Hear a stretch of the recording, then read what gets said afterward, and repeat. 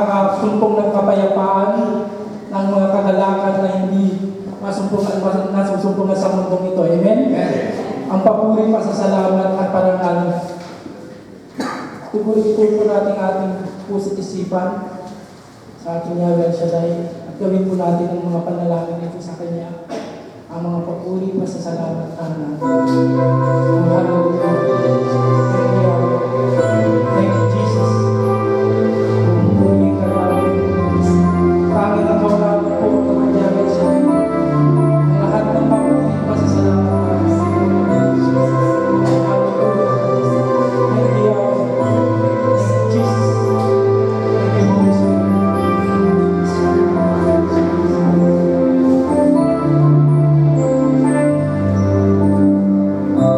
Sa buhay ko,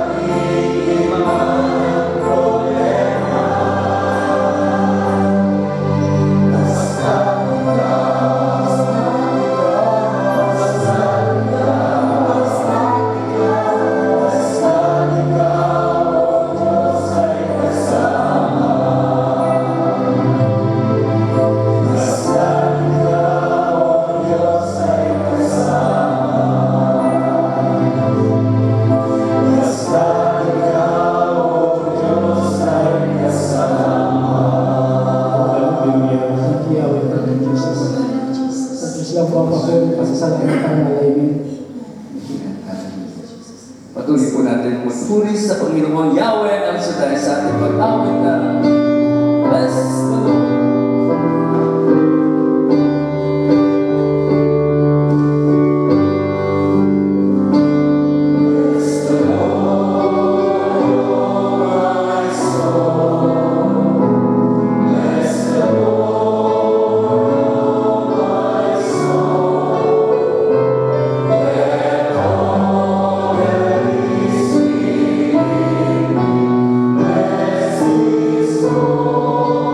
Glory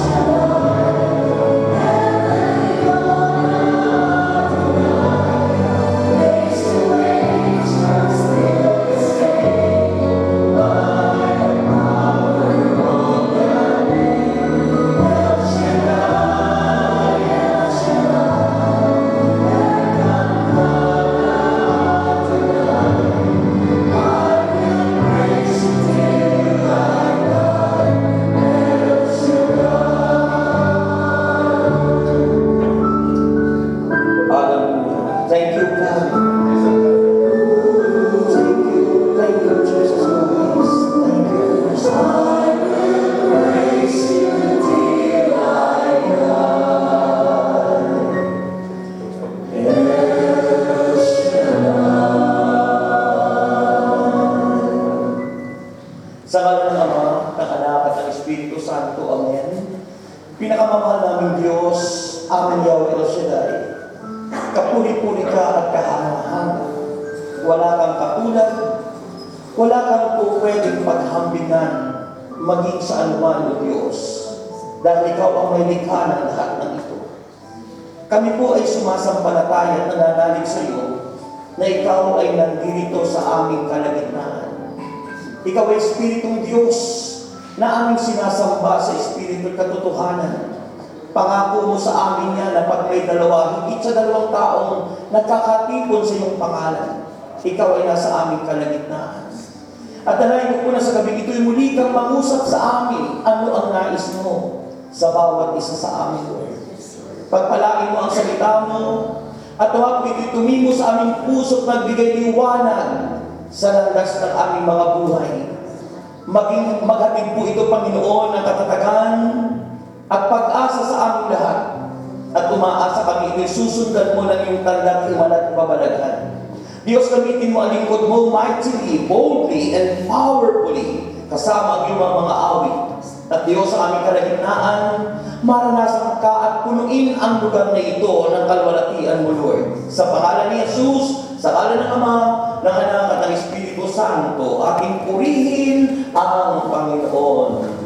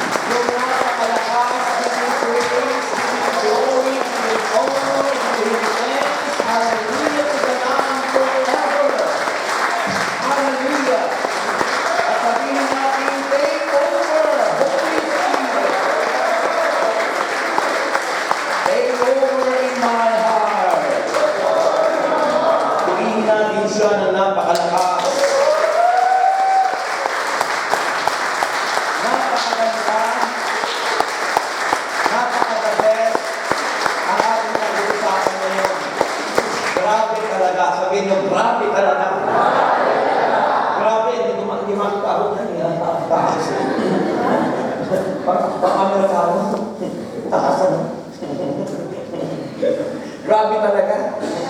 Diba? Grabe talaga. Amazing talaga ang presence ni Lord natin. Amen. Diba? Talagang pag nasa presensya ka ng Diyos, wala ka nang hahanapin pa. Diba? Amen.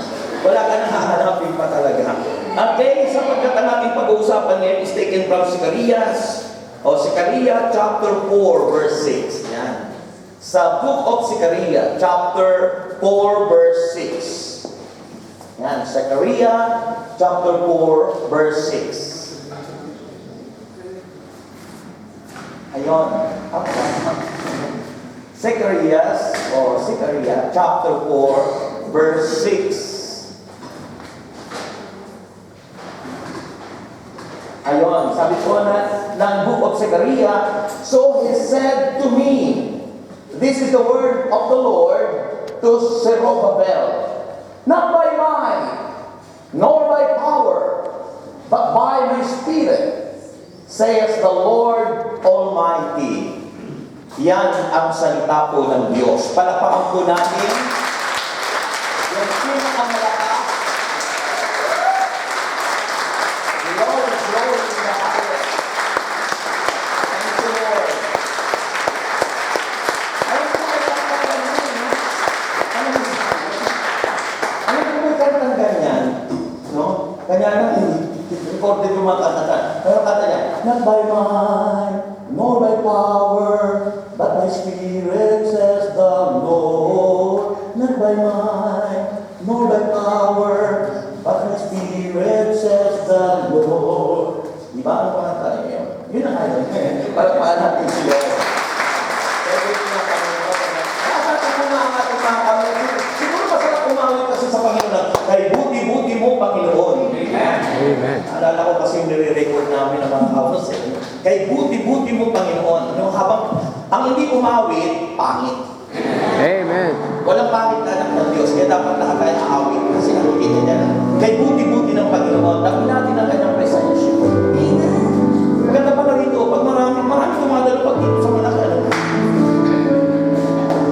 Kay buti-buti mo, Panginoon, sa lahat ng oras, sa bawat araw, ika'y laging tapat kong magmahal. Ang iyong awa ay magpawalang hanggan. Taas ang mga kamay, kay buti-buti mo, Panginoon. Nagsarap sumamba sa Lord, sa lahat ng oras, sa bawat araw, ika'y laging tapat kung magmahal. Ang iyong awa ay magpawalang hanggan. Pinupuri, sinasamba kita, dakilang Diyos at Panginoon. Tunay kang ika'y walang katulad, tunay kang ika'y inapaman, mabuting Diyos na sa akin ay nagmamahal. Everybody, come on. Kay buti-buti mo, Lord. Kay buti-buti mo, Panginoon, sa lahat ng oras, sa bawat araw, ika'y laging tapat kong magmahal. Ang iyong awa ay magpawalang hanggan. Pinupuri, sinasamba kita, dakilang Diyos at Panginoon. Tunay kang ika'y walang katulad, tunay kang ika'y inapaman, mabuting Diyos na sa akin ay nagmamahal. Pinupuri ka namin, Lord. Pinupuri, sinasamba kita, dakilang Diyos at Panginoon. Tunay kang ika'y walang katulad, tunay kang ika'y inapaman, mabuting Diyos na sa akin ay nagmamahal.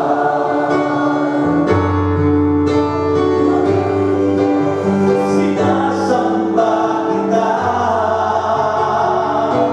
dakilang Diyos at Panginoon. Tunay kang ika'y walang katulad, tunay kang ika'y inapabago, mabuting Diyos na sa akin ay nagmamahal. Napakabuting Diyos, mabuting Diyos na sa akin ay nagmamahal. Napakabuting Diyos, mabuting Diyos na sa akin ay nagmamahal. Palakpakan natin. Pamamayan natin, no? At sumulit, pagkakaroon natin yung power ng Lord. Amen? Sarap umawit sa Lord. Sabi nga, pag umawit ka sa Lord, napaka-double ang pahilong. Diba? Kaya sarap, bago ka matulog, umawit ka sa Lord. Alam mo, kanina may pinakita anong awit ng sa Panginoon, pero ang umaawit ay siguro ano yan, yung mga, hindi ko alam kung Indian yun o ano, o Indian. Pero alam mo, parang yung nagtatangs tayo.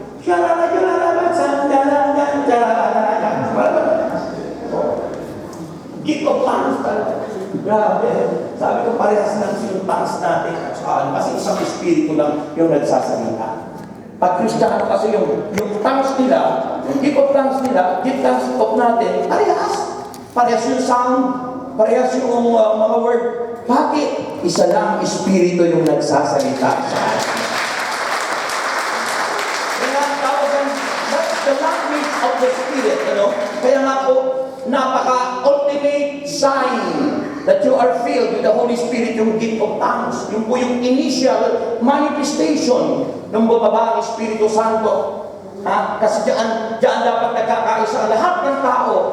Ha? Kung ang mga bansa ay may kanya-kanyang language, in heaven, there is only one language, the language of the Spirit. Grabe. Praise the Lord.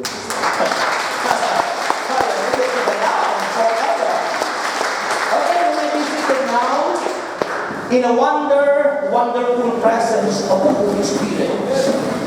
Pwede na po kayo mapo sa napakagandang presensya ng Diyos. Yan, welcome po kayo lahat. Parang yung iba ngayon ko lang nakita, ano? Parang ngayon ko lang nakita, o baka naman biglang kumanda ang mga itsura nyo dahil bago yung binyo natin ngayon ng Monday. Parang naiba eh. Diba? Naiba yung aura, naiba yung feelings natin, kasi mas malaki ang ating venue. Diba? Grabe talaga ang biyaya ng Panginoon dito. No? Okay, so ang ating pong pag-uusapan ngayon, listen, brothers and sisters, it's very important, napakahalaga, amazing topic.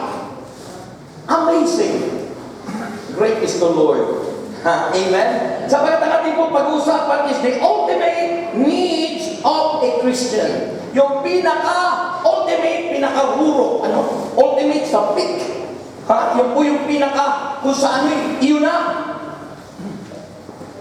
Yun na. Kung sa bundok, peak, andun na narating mo. Kung sa lumit, yung dulo ng PC mo.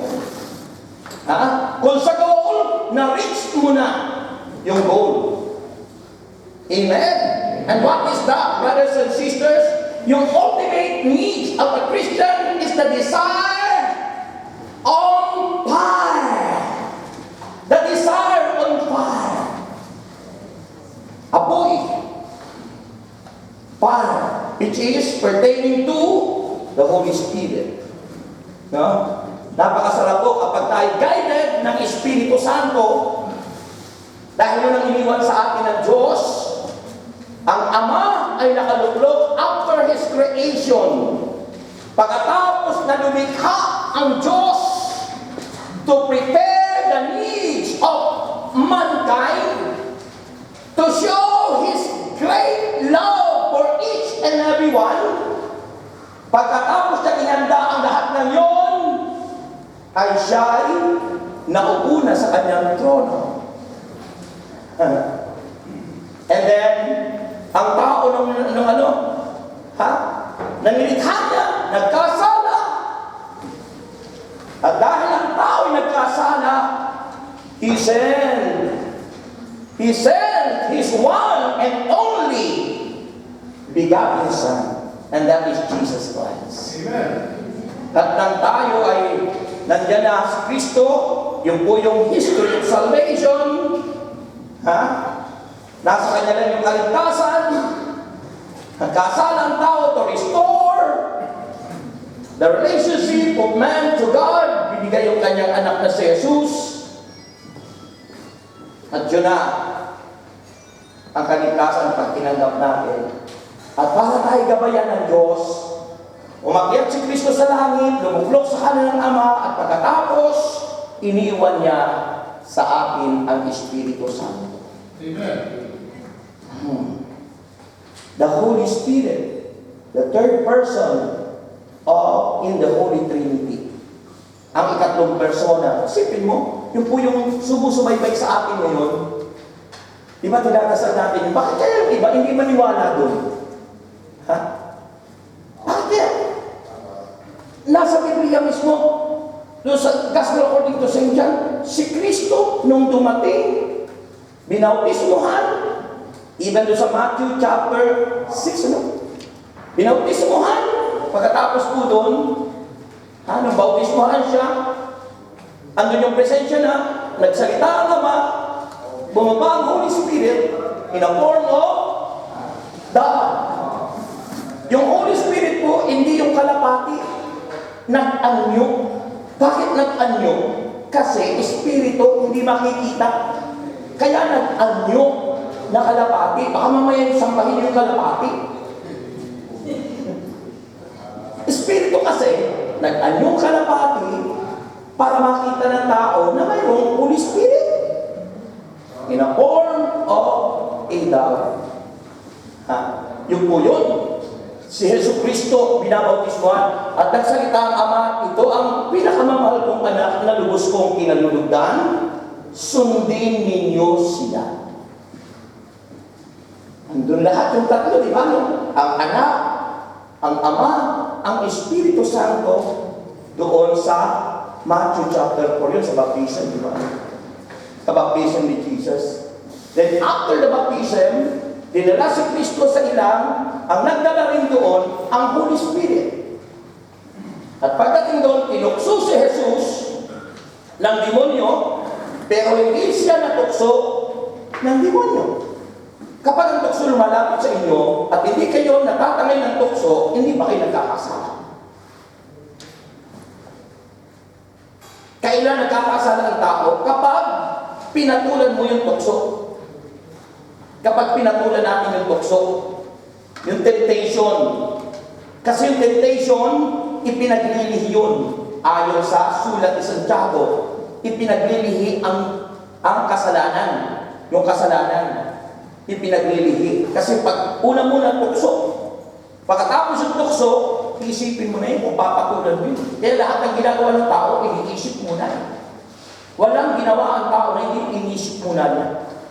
Pinag-iisipan niya. Pinaplano. Yun ang ibig sabihin ng pinaglilihi. Pinaplano.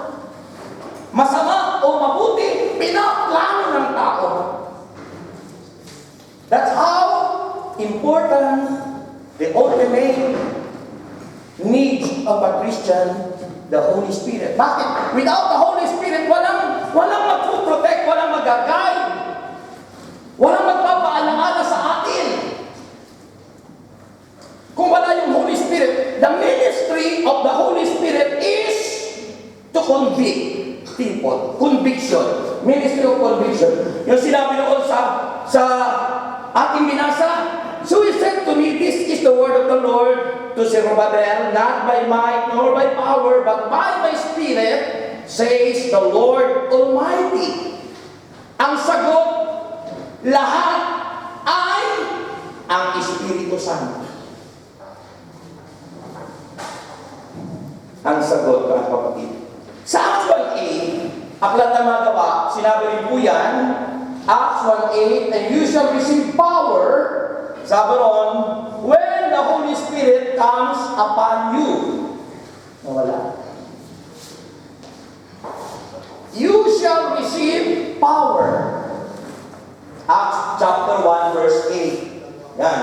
But you will receive power when the Holy Spirit comes on you, and you will be mine. Laksan nyo naman para kayo mga pipit. And you will be mine in Jerusalem and in all ends at the ends of the earth. So, isipin niyo po yan, no? If you analyze the verse, sabi at tatanggap kayo ng Espiritu Santo, at tatanggap kayo ng kapangyarihan, pagbaba sa inyo ng Espiritu Santo. Tatanggap tayo ng kapangyarihan, pagbaba sa atin ng Espiritu Santo. At pagkatapos sa ganoon, at kayong lahat ay magiging mga saksi ko. Mula sa Jerusalem, sa Judea, ang Samaria, at hanggang sa dulo ng daigdig. Kailan nangyayari ngayon, kapag tinanggap natin ang kapangyarihan, at yung kapangyarihan ay isa sa atin, kapag sumaakin ang Espiritu Santo. Amen? Amen? So, kung i-analyze mo, very important ang Holy Spirit sa buhay natin. Napakahalaga ang Espiritu Santo sa buhay natin. Amen ba? Amen. Sa 2 Corinthians 13 verse 14, 2 Corinthians chapter 13 verse 14. Kasi sa tatlong verses na ito, dito po nakapaloob yung teaching ni Lord. Sabi ng 2 Corinthians chapter 13 verse 14. Ito ang sabi ng Bible, ito yung tinutukoy ni sinasabi ko kapag nagtatapos ang misa, di ba? Sabi mo, may the grace of the Lord Jesus Christ and the love of God and the fellowship of the Holy Spirit be with you all. Kailangan kaisa tayo at kaisa natin ang Espiritu Santo. Fellowship of the Holy Spirit. Kailangan ang Espiritu Santo kaisa natin. Dito kaya sa Acts 1:8 kanina, paano naman kaya bababa yung Espiritu Santo niya? Ay kung tayo ay against the will of God, yung ginagawa natin araw-araw, pwede ba namang sumang-ayon sa atin ang Holy Spirit nun? Ito kayang fellowship na ito ay makikipag-fellowship sa atin ang Holy Spirit kapag mali o taliwas ang ginagawa natin araw-araw. Naalala ko po si King Saul, the first king of Israel, siya po'y qualified mo bilang hari. Yung unang-unang hari. Kasi naghahanap ng hari ang Israel. So, nakita niyo qualified itong si King Saul, si Saul. Iba po si Saulo na si Paul doon sa New Testament. Itong si Haring Saul, yung unang naging hari ng Israel, yung pinalitan ni David. Siya po'y qualified. Inanoy. Pero itong dumating na sinagahari na, naging proud. Yumabang. Yun ang nagiging danger sa atin bilang Kristiyano. Kapag tayo yumabang, kapag yumayabang ang tao, doon nawawala minsan yung mga blessing ni Lord. Kapag pinagyabang mo na yung sarili mo, pinagyabang mo na yung iyong posisyon, pinagyabang mo na yung lahat ng kung ano-ano mga biyaya mo. Iba po yung sharing, iba naman yung pagyayabang. Yung mga tao na sasabi, ibahin mo ako kung sino ako. Yan, mga yung mayabang yung gano'n. No? Sabi, ibahin mo ako, oy. Proud yun sa sarili. Yan nawawala. No? So, si Saul po, nagyabang siya. Kasi inutusan siya ng Diyos na pumunta siya doon makipaglaban doon sa isang bayan, it is Amal. No?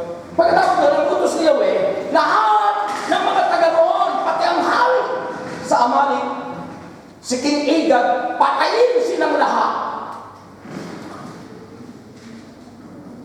Patayin. Siguro ito ang ginagaya ng ating presidente yan.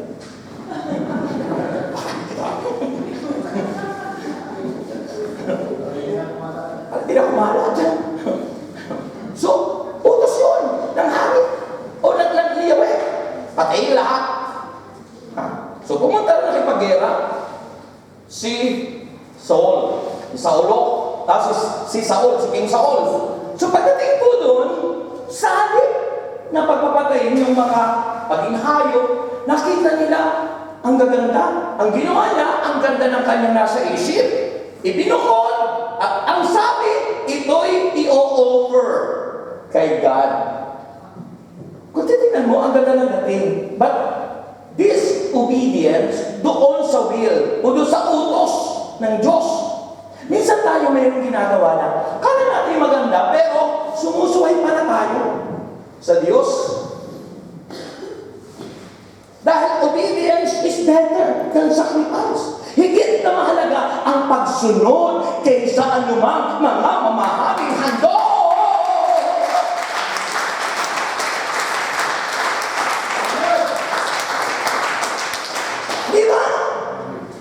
halimbawa ang tao, ito, nireserve ko ito sa akin, i-offer ko ito sa Lord. Ito yung aking tithes. 100% walang bawas o kulang.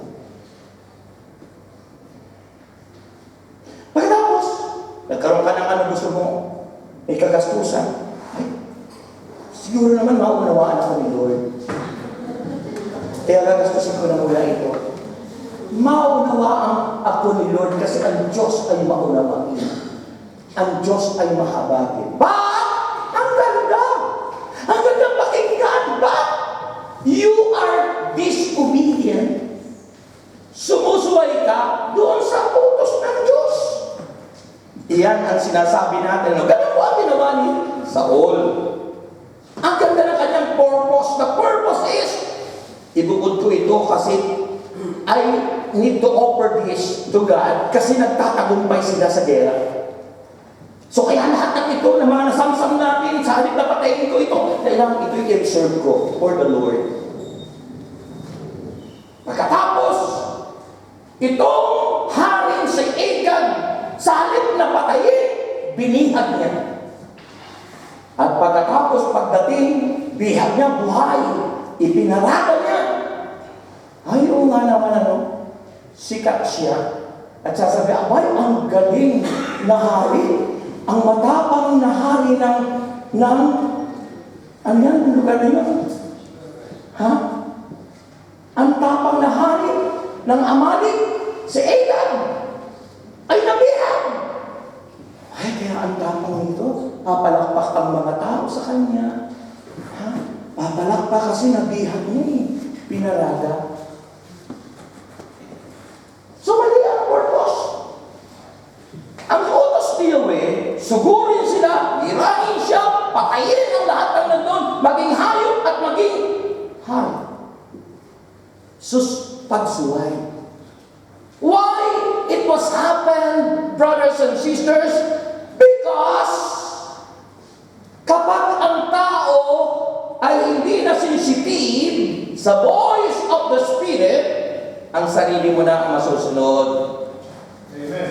At pag ang sarili mo na ang masusunod, yan ang umpisa ng iyong pagbagsak. That is the start of your downfall. Diyan po nag-start. Ang Holy Spirit umalis kay Saul. At pagdating kapag umaalis po ang Espiritu kay King Saul, nasisira ang ulo niya. Pag ang tao wala yung Holy Spirit, ang tingin sa iyo, sira ulo. Bakit? Mali at palpak ang ginagawa mo.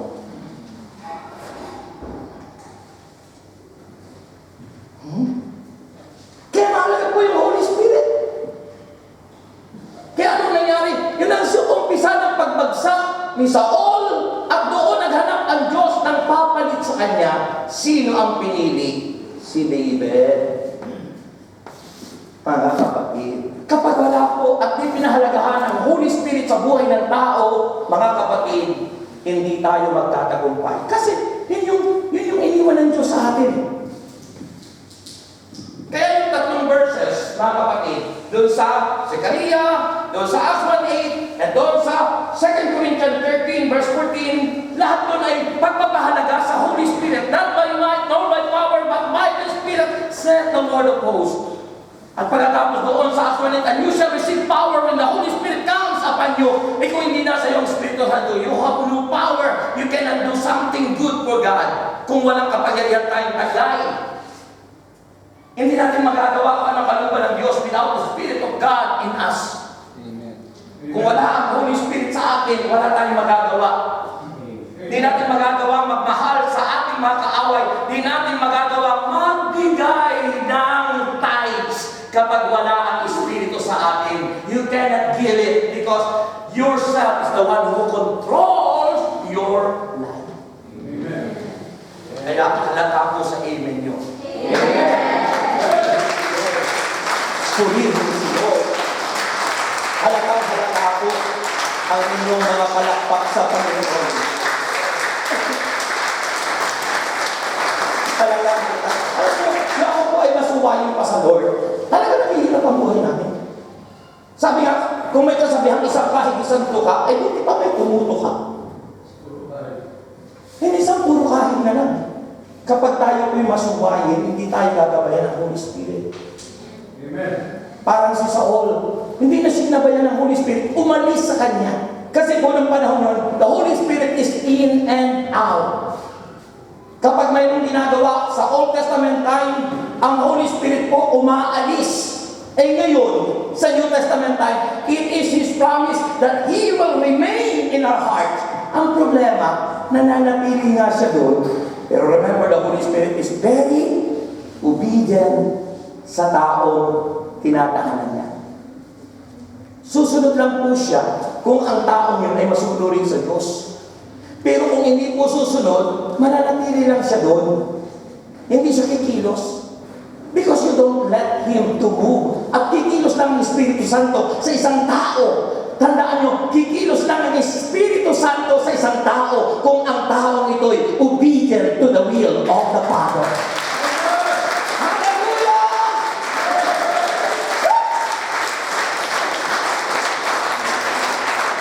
Pero kung hindi, sandal lang siya. O akala niyo ba yung masasama, wala yung Holy Spirit sa kanila? Nandun. Kaya lang, hindi kumikilos. Bakit? God is light. John 14:6, I am the way, the truth, and the light. Because the love of God is fair. Just and fair. Palitan. Makasalanan man o masama, andun yung Diyos na nanahan. Kaya lang, hindi makakilos. Bakit? You don't let them. Hindi nila pinapahintulutan. Kung tayo naging charismatic o kanya nga Catholic charismatic renewal. Bakit nare-renew tayo? Para tayong kape. Nagtimpla ka ng kape, nilagay mo yung gatas, asukal, kape, pagkatapos ininom mo, yun yung mga taong hindi na-renewed. Walang lasa. Walang kalasa-lasa ang buhay. Wala. Kaya walang lasa yung ininom mo. Para kang naghalo-halo, hindi mo hinalo. Kaya nung kinakain mo, bakit walang lasa? Hanggang pala na ang halo-halo, habang lumalalim, sumasarap. Kasi nandun yung mga templa sa ilalim. At gano'n sa buhay natin. Kung tayo lang ay marunong sumunod sa kalooban ng Diyos, habang tumatagal at habang palapit ng palapit tayo sa ating finish line, sumasarap na sumasarap ang ating mga buhay sa piling ng Diyos!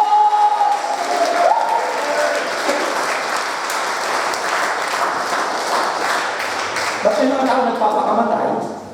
Eh kasi, yun, wala sa guidance ng Holy Spirit. Kaya po, noong ako po ay, talaga, kahit isang tuka, buti isa nakakatuka. Pero nung nag-charismatic na tayo, nung tumugon na tayo sa Panginoon, hindi rin po agad ako sumunod sa mga inuutos ng Diyos. Nag-charismatic na ako, nabago na ako 1986, pero paminsan-minsan, tumitikim pa rin yung kasalanan. Hindi mo instant ako nabago ng Diyos. Remember yung changes, yung pagbabago, that is constant, not instant. Healing is instant sometimes. Ang kagalingan ay biglang gumagaling ka. Pero yung pagbabago, little by little, every day, little by little, every way, Jesus is changing me. Little by little po yun. Kaya pag ang tao, minsan lang dumalo, at sinabi, oh, ginawa na ako ni Lord, nagsasabi, hindi totoo yun. Dahil ang buhay mo, nababago, little by little. Yung light, instant po yung light po nandiyan, pero yung mga ginagawa natin, hindi bigla yun. Iba po yung new light sa transformation. Ang transformation nagbabago unti-unti. Parang butterfly, di ba? From uod to ukon hanggang sa maging butterfly. At pag ikay na-transform, pagdating dun hanggang kamatayan, di mo na babalikan ang pagiging uod dahil ikay guided na ng Espiritu ng Diyos.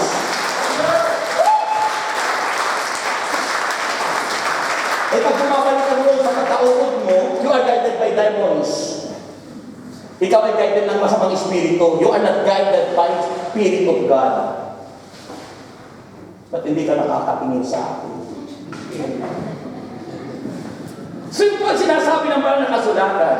So all these readings, brothers and sisters, yung Acts 1:8, Zechariah 4:6, 2 Corinthians 13:14, all these readings are evidence, mga kapatid, that we cannot pursue our gifts as Christians, and we cannot cooperate. Hindi po tayo makikipag-isa sa Diyos kung wala yung Holy Spirit. We cannot cooperate with God. We cannot coordinate with God. And we cannot motivate people. Paano ka makapag-motivate? Wala naman sa iyo yung Espiritu Santo.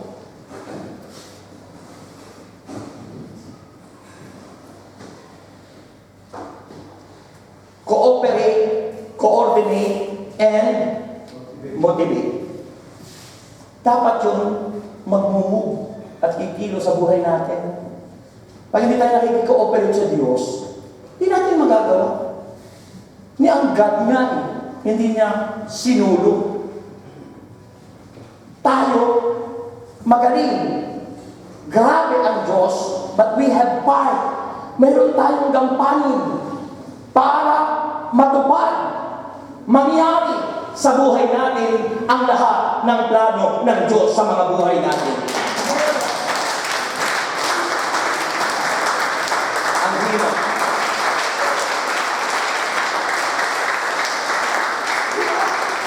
Lahat ng plano ng Diyos sa buhay natin, it will happen to us once you cooperate with God.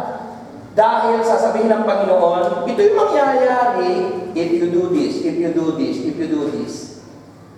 Diba? Salvation. For God so loved the world that He gave His only begotten Son. John 3:16.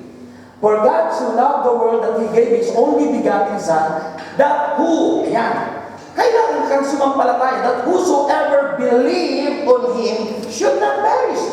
Pag ikaw ay ayaw mapahamak, may part ka, may bahaging gagawin ka. Gusto mo maging successful, may bahaging gagawin ka. Not by might, sabi ng Panginoon, hindi sa pamagitan ng ating lakas. Not by might, nor by power. But, God said, but by my Spirit, says the Lord of hosts. Amen. Kaya kung sabihin mo nagtatagumpay ka, you don't acknowledge God, kapatid, baka yan ay ngayon lang. But remember the promise of God, it goes through hanggang katapusan at sasabihin sa iyo ng Diyos, magpakailanman, ikaw pa rin, Jesus. Diba? Sarap po ang buhay kapag kasama ang Diyos. Amen. Pero kung hindi kasama ang Diyos, maiinip ka. Maiinip ka. Maiinip ka kapag hindi mo kasama ang Diyos. Yan po ang nagiging problema sa maraming OFW. Bakit naiinip? Kaya pinagpalit na yung kanyang husband sa iba. Pinagpalit na yung maiinip. Pero pagkasama mo ang Diyos, never na mangyari sa buhay natin. Bakit? God is number one in your life.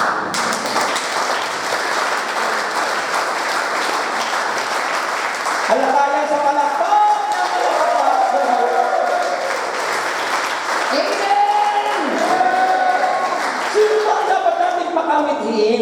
The desire of our hearts is the fire of the Holy Spirit. Let the fire fall in our hearts. Kailangan maglagablab. Sa time of Pentecost, hindi po kalapati ang bumaba. It is a fire. A tongue of fire came down from heaven. At yun ang bumaba sa bawat ulunan ng mga tao. 120 persons ang nandun, including Blessed Virgin Mary. Siya po dun, sa upper room, naganap yun, sa Jerusalem. Bumaba, isang tila animoy, hagunot ng malakas na hangin, at pagdakay bumaba, ang Espiritu Santo sa anyong apoy at silang lahat ay nagsalita ng iba't ibang wika. Ang tanong ay, bakit apoy? Bakit hindi kalapati? Pasasabihin mo, kasi ang dami kalapati mo. Baka ikutan kayo. Diba? Dami ng kalapati mo. Kamarami, 120 sa 120 kalapati ang dadating. Apoy ang dumating. Bakit? Sapagkat makasalanan tayo, kailangan may tupukin sa akin. Kailangan may sunugin sa akin.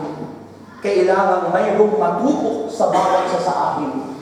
Matupok ang mga pangit na ugali natin. Matupok ang mga kapalpakan natin. At matupok ang lahat ng kasinungalingan natin. Marami ng palakpak na sa Lord.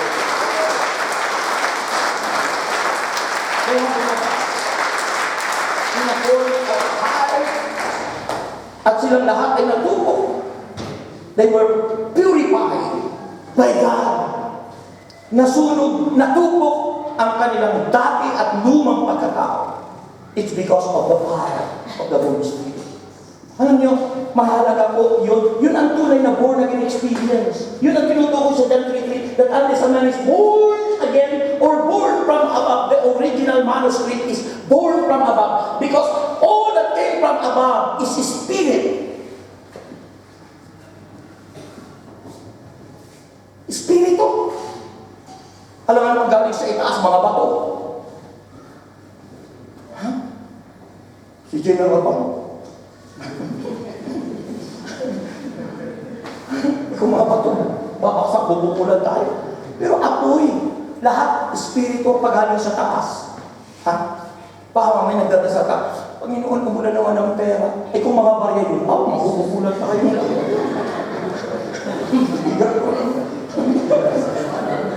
Mababasag yung mga windshield ng mga sasakyan. O di ba? Eh kung papel naman, baka matunaw din yun.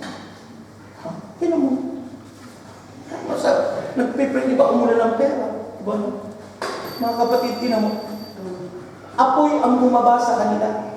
Espiritu, bakit?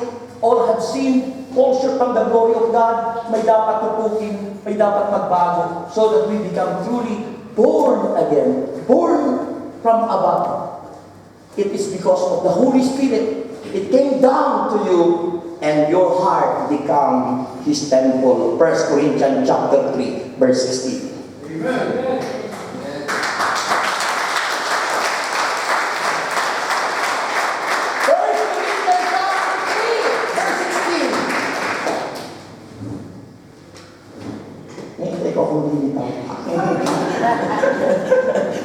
Sabi ng 1 Corinthians 3:16, don't you know that you yourselves are God's temple? Kasi di ba niyo alam na ang inyong katawan ay templo ng Diyos? O, ng Espiritu ng Diyos na nananahan sa inyo. Verse 17, ano ang sabi ng verse 17? Ha? Ano ang verse 17 na sinasabi? If anyone destroys God's temple, God will destroy him. For God's temple is sacred, and you are that temple. Amen. Hindi nyo ba alam na ang inyong katawan ay templo ng Espiritu Santo? From the very beginning, tinanggap natin ang Holy Spirit. Andyan yan. Kanya na nga, nung tayo binyagan, ayaw natin sumunod sa kalooban ng Diyos. Kaya, nandun lang. Parang kape at asukal at gatas, nandun lang sa ilalim ng mainit na tubig. Hindi mo hinalo. Sana hinalo mo gano'n. Hinalo ng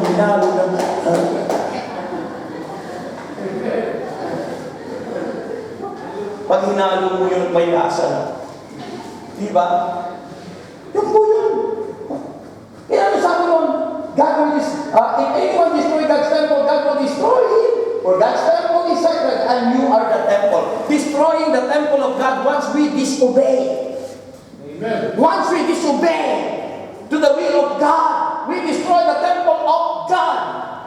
Kasi pag tayo sumuway, lahat palpak ang ating gagawin hanggang magbisyo ka na, baka magsyabo ka pa, baka magbariwana ka pa, baka murahin mo pa, at pagsabihin ng pangit ng mga salita ang iyong biyanan at magulang.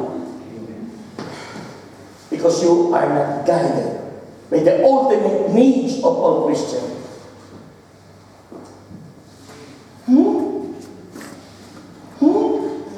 Kaya mahalaga po yung Holy Spirit sa buhay natin. At paano mangyayari po yan sa buhay natin, mga kapatid? Ano ang sabi ng Bible? You must have that desire, the fire in your life. It is the fellowship with the Holy Spirit. Ano ang tinutukoy sa fellowship of the Holy Spirit? Kailan makikipag-isa sa atin ang Espiritu Santo? When you have a pure heart, that's what I long for. A heart that follows hard after thee. A pure heart, malinis na puso. Kasi, pwede ba namang manahan yung Espiritu Santo sa puso nating marumi? Hindi po. God, the Holy Spirit, hindi po siya mag-feel at home. Kapag kayo may bisita, ano sinasabi mo sa kaibigan mo? At siya bukas na uuwi, sasabihin mo sa kaibigan mo, Friend, feel at home ha? Narito ang sala, narito ang kwarto, andito ang refrigerator. Basta, ano mang kailangan mo, just open it. Feel at home. Yung Holy Spirit kaya napipil at home sa puso natin. Naalala ko yung isang awit din ng isang sikat na singer. Siguro narinig mo na yan. Sasampulan ko kayo. Ito ang sabi nyo sa sikat na singer. Rain gently falls whenever we say goodnight, falling like rain, but outside. Pakinggan yung mensahe ng awit. Rain follows me, and even in my bed, and rain is the tears that I share. Sabi ng umawit at composer, there'll be no sunshine in my life until you say you're mine, oh mine. There'll be no summer, spring or fall.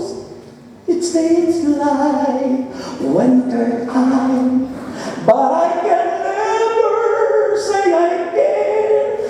I know it won't be smart. Hindi puglo. Sabi doon sa amin, somebody holds my heart. Ayun pala eh. It can never be mine. Ang sabi doon sa awit, there'll be no sunshine. Ang buhay ng tao ay walang liwanag if there are somebody holds their hearts. Kapag mayroong ibang humahawak sa puso natin instead na ang Holy Spirit, madilim ang iyong paligid. Diba? Yun na. Ayun po ang buhay. If there are somebody holds your heart, never na ikaw ay magtagumpay, never na ikaw maging successful, never na marating mo yung peak at sabi ng Panginoon na ikaw ay makararating sa langit. Never. Because obedience is better than sacrifice. Higit na mahalagang pagsunod kaysa mamahalin na ito. Kahit pa po, tandaan niyo po, ang Diyos ay hindi nasusuhulan. Hindi po pwede sabihin natin, Lord, bibigay ko po itong aking ikapo, pero patuloy naman ginagawa nating masama. Hindi po pwede suhulan ng Diyos. Hindi po yan katulad ng mga corrupt official at mga politikong corrupt. Hindi po ganun ang Diyos. Ang Diyos po, pinagpapala ang isang tao kapag tayo'y masunurin sa udyok ng Espiritu Santo. Ang hina. Pero mahalaga, malinis sa puso at in heart and if somebody holds your heart, aba yung hatred, yung puso natin, letter H, hatred, yung E, envy, yung A, anger, yung R, resentment, at yung T, timidity. Ha? Yun ang humahawak sa atin.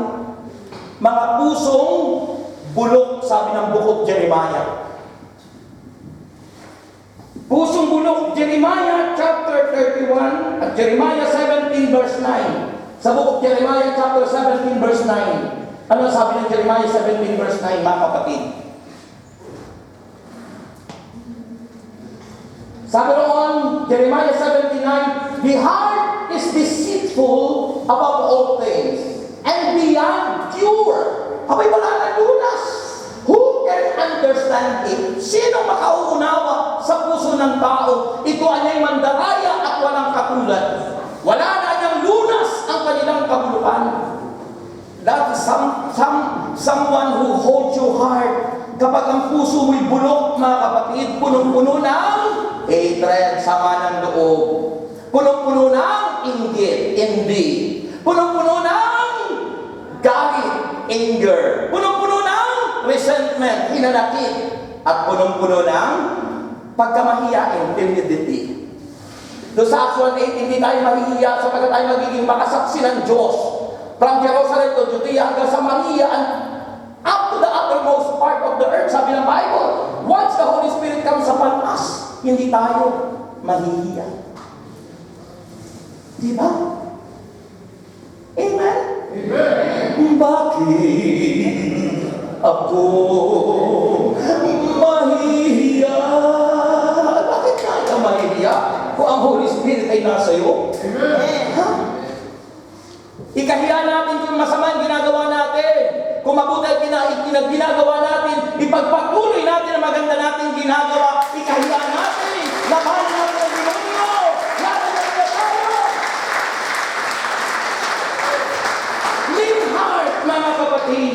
Doon mag-uumpisa ang fellowship ng Holy Spirit. Kapag may malinis na puso tayo. Pag ang tao naging malinis, ano ang magiging puso niya? Pusong mapagkumbaba, humble. Ha? Pusong always enable. Maaasahan. Walang katwiran. Pusong laging available. Ha? Enable, available, and always mayroong spirit of being repentant heart. Pusong nagsisisi lagi dahil minsan-minsan nagkakasala. At ang puso na nakipag-isa sa Diyos ay pusong letter T sa heart. Truthful, makatotohanan, lahat ng kanyang ginagawa ay awang-ayon sa kalooban ni Yahweh.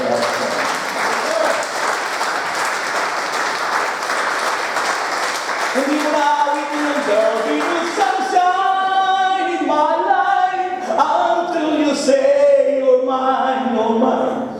Hindi na yun. May liwanag ka na. May light ka na because Jesus is the light. And the Holy Spirit is always our counselor, guidance, protector. He always convict us. Kapag tayo nagkakamali, kinukonvict niya tayo. Pinapaalalahanan tayo. Sasabihin sa iyo, anak, mali yan. Ha? Mga pangyayari, messages na pinadadala ng Diyos kapag tayo ay nagkakamali. Sabi nga natin, God speaks to us first and foremost. Once you open your Bible, God speaks to you. And once there are someone who spoke about the Word of God, kapag siya'y nangusap, ng salita ng Diyos, may mensahe ng Diyos, mediation. Yung nag-mediate, yung mga tao, yung pari, yung pastor, yung disciples, evangelist o sino man na nagsasalita ng salita ng Diyos. Basta't yung Word of God ay truth, hindi fake, hindi distorted. And God speaks to us through circumstances. Bawat pangyayari sa buhay natin, mayroong mensahe ng Diyos. Amen. That you need to meditate. Kung mangyari masama o mabuti, pag mabuti, pagpasalamat mo, that give praise and thank God. Kung masama, aba, pag nilayan mo, ano kaya yung masama nating ginawa? Bakit kaya hindi ka gumagaling sa iyong cancer? Bakit kaya ang mister mo ay hindi pa gumagaling sa iyo hanggang ngayon? Baka may nahanap na mas higit at hindi mo kayang gawin yung dapat gawin mo noong paman. Kaya naghanap ng iba. Diba? Ganun talaga minsan. Ha? Kaya nga po, sabi ng iba, yung mga kabit, mas matindi kung kumarinting. Kaya hindi makawala-wala yung ano. Bakit? Kaya pag ano ko, yung asawa kasi, yung dapat niyang gawin na dapat na tungkulin yan. Sabi ko sa inyo, pag-aralan niyo ang 1 Corinthians chapter 7, buong chapter yan. Para sa inyong mga mag-asawa. So number 2 is unity. Para makapag-fellowship tayo sa Holy Spirit, first is a pure heart or clean heart. Second is unity. Kasi pag may malinis tayong puso, nandun yung presence ng Diyos, makikipag-fellowship sa atin ng Holy Spirit, fellowship with Him. At kapag may naman po tayo number 2, yung unity, ang dulo na po na ang Diyos ay kikilos sa atin. Makikipag-participate sa atin ang Diyos. Kaya mahalaga yung unity. Sabi ng Mateo 18, 19 hanggang 20, ito yung 1 plus 1 equals 6. Ano sabi ron? Matthew chapter 18 o Matthew chapter 18 verse 19 to 20. Ano ang sabi ng Biblia? Basahin mo nga.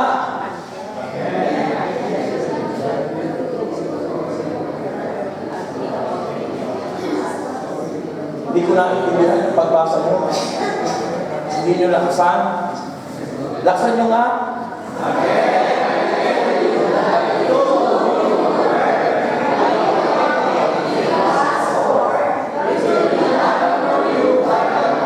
Ayun. Ang ganda ano sa verse 19 again. I tell you that if 2 of you on earth agree, yun yung unity, nagkakaisa. Sumasang-ayon lahat, hindi nagdi-disagree. Sa mag-asawa, dapat laging mag-agree because you are one. Hindi pwedeng may plano yung isa, ayaw mo, kaya lagi kayong palpak. Dapat ang mag-asawa, laging nagkakaisa. Nagkakaisa. Nag-a-agree. Basta mabuti yung ina-agreehan mo, ha? Baka naman mamaya, mali yung ina-agreehan mo. That is, we talk about the truth. Sabi ron, agree about anything you ask for. It will be done for you by my Father in heaven. Bakit? Verse 20. Verse 20. For where 2 or 3 comes together in my name, there I am with them. Ayun, kaya po, pag hindi kayo nag-a-agree, hindi kayo nagkakaisa, paano kayo magiging successful? Paano kayo magiging tagumpay? Paano kayo magiging tagumpay? Ang pinagmumula ng pag-aaway at paghiwalay ng mag-asawa. Kasi kontrahan dito, kontrahan doon. Kung maganda naman, bakit ayaw pa mag-agree? Bakit mataas ang pride mo? Lunugin mo yung pride. Imagine mo maganda talaga yung plano ng asawa ng babae. Bakit ayaw mo bang mag-agree sa misis mo? Kumoy kay lalaki? Mga kapatid, that's wrong. Pinag-isa na kayo. At kung maganda naman ang plano ng bawat isa, magkaisa na kayo. Magkaisa! At it's a revolution yan. So yun po, mga kapatid, Kristo. And finally, kasi wala ng oras, finally is love. Mahalaga ang pag-ibig. Ha? Kapag tayo may pag-ibig, nandun yung intimacy ng Holy Spirit. Nandun yung intimacy ng presence of God, friendship, communion. Kapag mayroong pag-ibig. 1 Corinthians 13, verse 4 to 8. Sabi ng 1 Corinthians chapter 13. 1 Corinthians chapter 13, verse 4 to 8. Ano ang sabi ng Biblia? Namatay.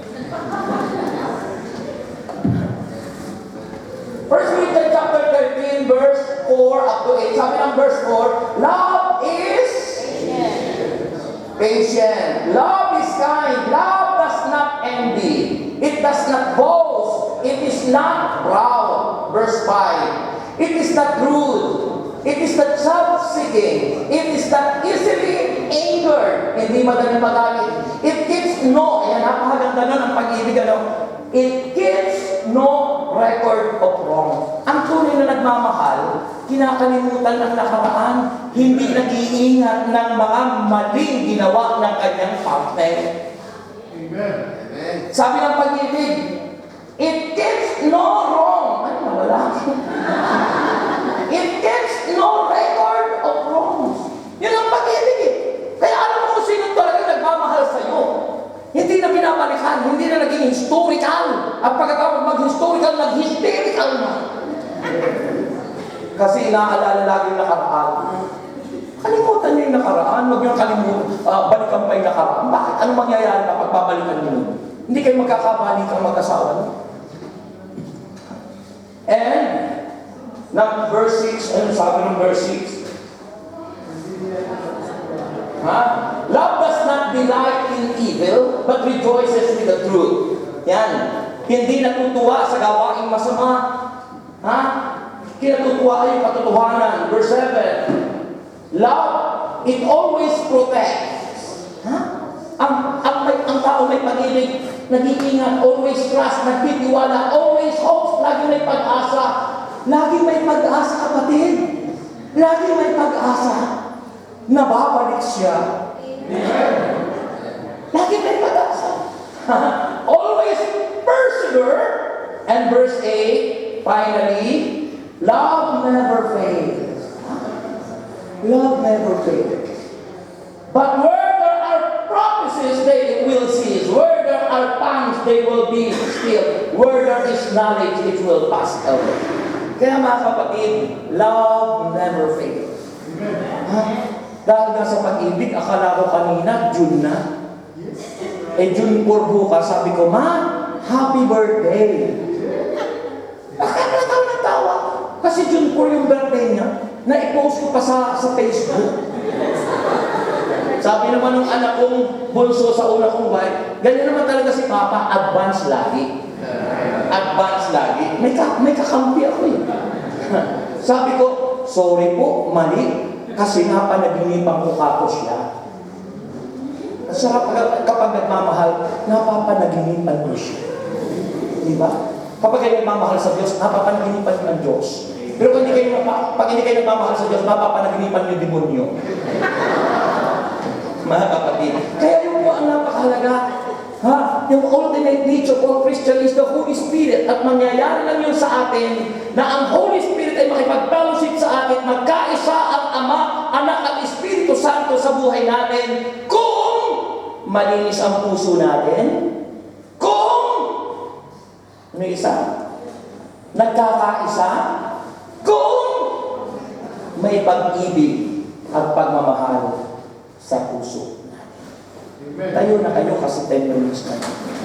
Taas ko ang inyong mga kamay. Sabihin niyo, Panginoong Jesus, patawarin mo po ako sa lagi kong di pagpapahalaga sa udyok at tinig ng Espiritu Santo.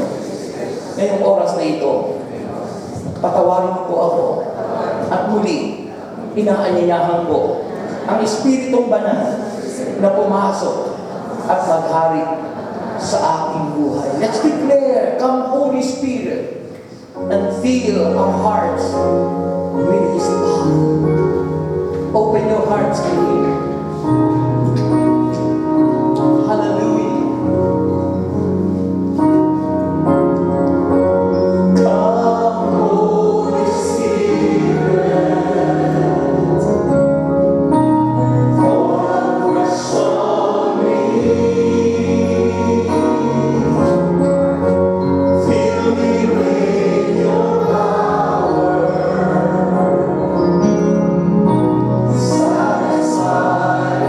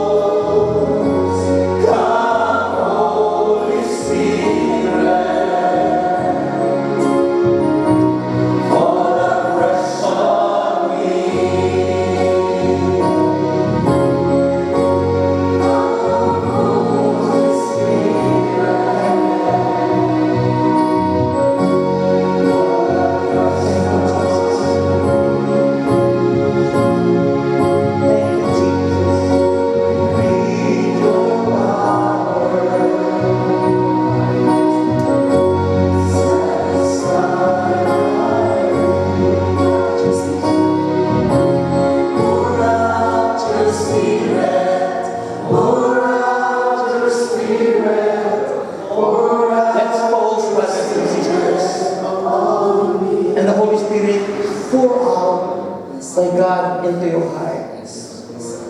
The Spirit of God is now moving and doing something good in your life. Be sensitive to the voice of the Holy Spirit. Entrust your life to Him. Entrust your life to Him.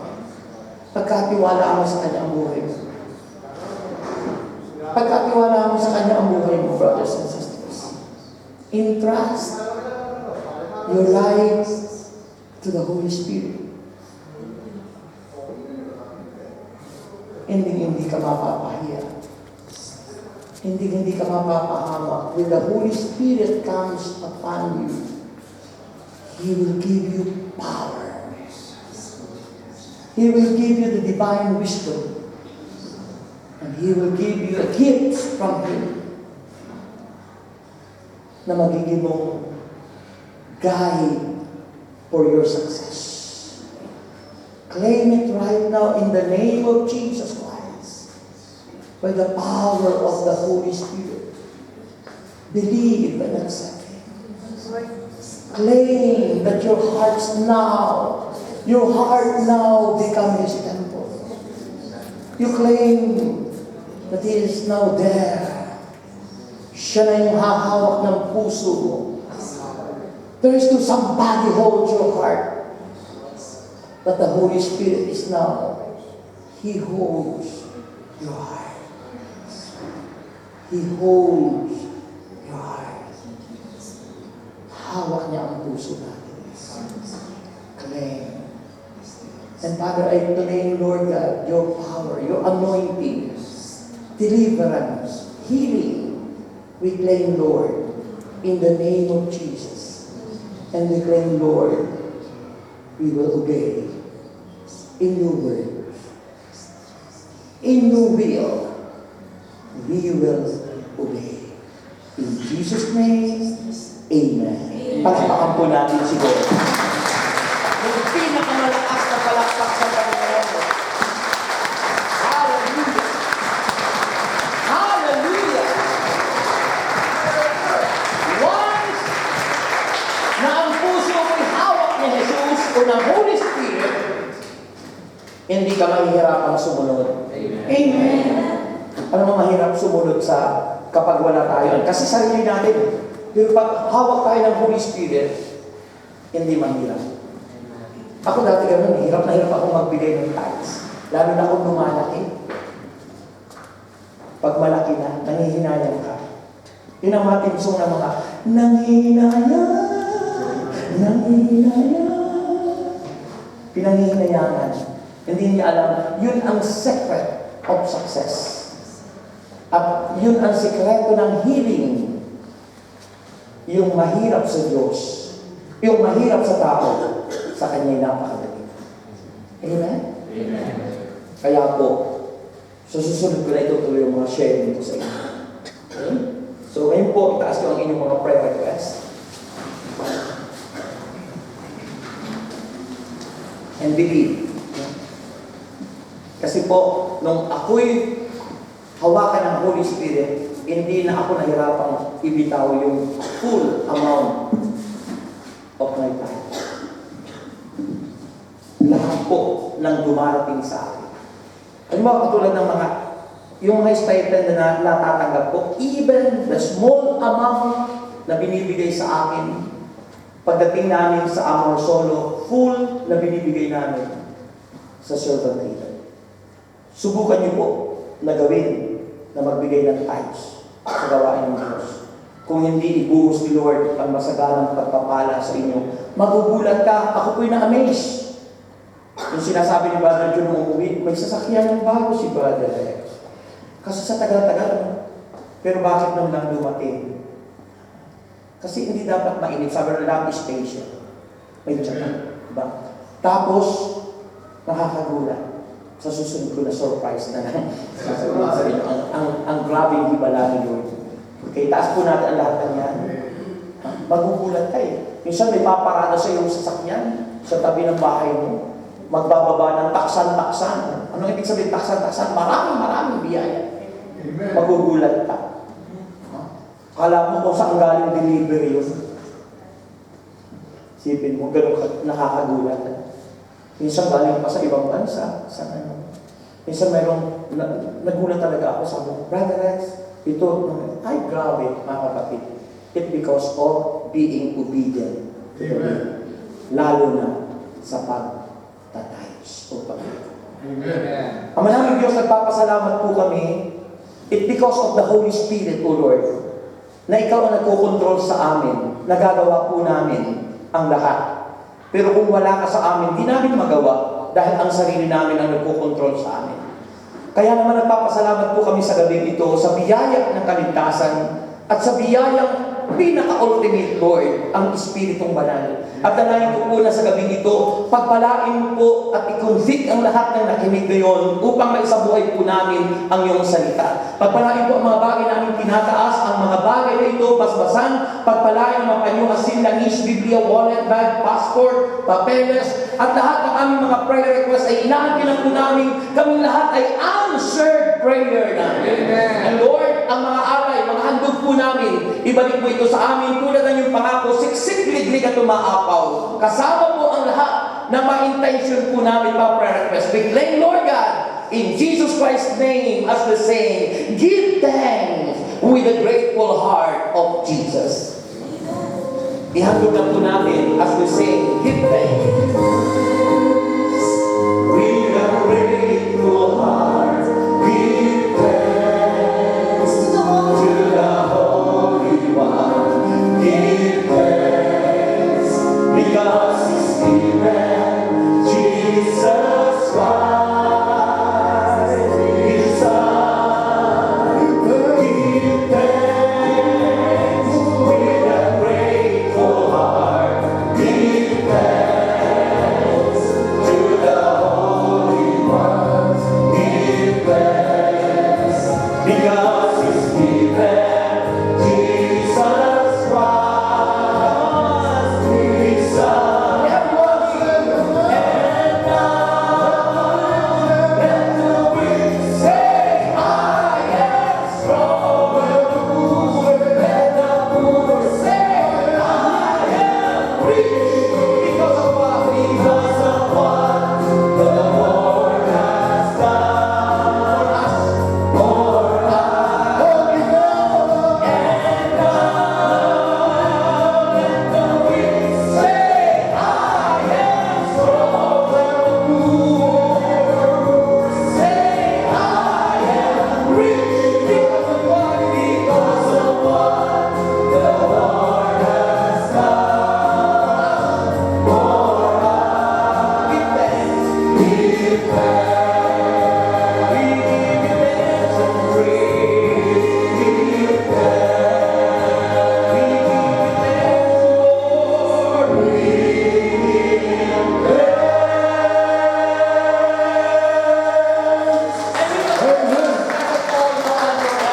Of the Father, and of the Son, and of the Holy Spirit. Amen.